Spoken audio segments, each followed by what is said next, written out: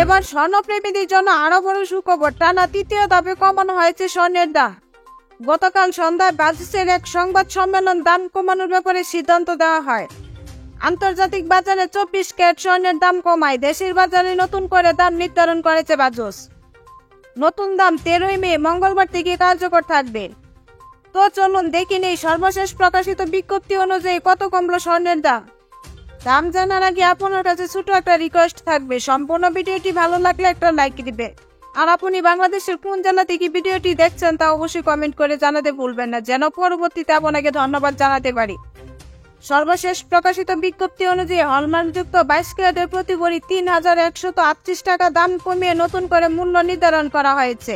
এতে করে হলমার্কযুক্ত 22 ক্যারেটের প্রতি ভরি স্বর্ণের দাম নির্ধারণ করা হয়েছে 1,67,623 টাকা। হলমার্কযুক্ত 21 ক্যারেটের প্রতি ভরি 3,309 টাকা দাম কমিয়ে নতুন মূল্য নির্ধারণ করা হয়েছে 1,59,995 টাকা। 18 ক্যারেটের প্রতি ভরি স্বর্ণের দাম পড়বে 1,37,145 টাকা এবং সনাতন পদ্ধতিতে প্রতি ভরি স্বর্ণের নতুন দাম রয়েছে 1,13,339 টাকা। এবার আমরা দেখে নেব, আপনি যদি 4 আনা স্বর্ণ দিয়ে গহনা বানাতে চান তাহলে মজুরি ছাড়া যত করে দাম পড়বে। হলমার্কযুক্ত 22 ক্যারেটের 4 আনা স্বর্ণের দাম 41,906 টাকা। 21 ক্যারেটের 4 আনা স্বর্ণের দাম 39,999 টাকা। 18 ক্যারেটের 4 আনা স্বর্ণের দাম 34,286 টাকা এবং সনাতন পদ্ধতিতে 4 আনা স্বর্ণের দাম 28,335 টাকা।